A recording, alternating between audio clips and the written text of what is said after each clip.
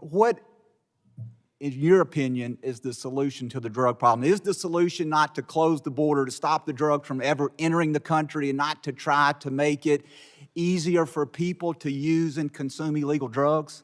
Yes, Mr. Guest. I agree with you. Have to curb demand. This is like mopping the bathroom floor without turning off the tub water. You've got to turn off the tub water if you're ever going to curb demand. Right now, fentanyl in Arizona is 16% higher than it was all of last year. So think about what that's going to be by the end of this year. So let me ask you, do you share that same opinion that, one, the border is worse than it's ever been in your history of law enforcement, and then two, the feeling that the federal government has abandoned you and the men and women who serve under your command? Absolutely. It is far, far worse than it's ever been for us. And I do share the opinion that the federal government has abandoned us. We have no line of communication outside of Arizona. And we feel they've turned their back on not only the Border Patrol agents, but they've sent a clear message to us in law enforcement.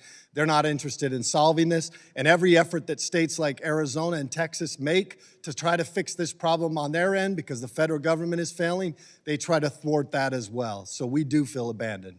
We know that DHS's own numbers, their internal numbers, which they've shared with us and which have been shared publicly, said that they believe that as many as 14,000 immigrants a day will enter the country once Title 42 expires. My public school math, 14,000 immigrants a day at roughly 30 to 31 days, depending on what month you're looking at, 425,000 immigrants a month.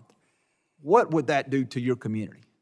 Well, it will demolish our community, and it will demolish communities like Yuma, and not just mine. What happens in my backyard today will be in your front yard tomorrow, no matter what state you are in. And explain that statement, very powerful statement. We estimate that 50% of all illegal drugs in America come through Arizona's borders, and I would say that 90% of that comes through Pinal County on the I-10 interstate or I-8 interstate on its way to Phoenix. Then it gets transported out to the other states. So when I say what happens in my backyard today will be in your front yard tomorrow, that's what I refer to. And that's not just drugs, it is also humans being trafficked for slavery.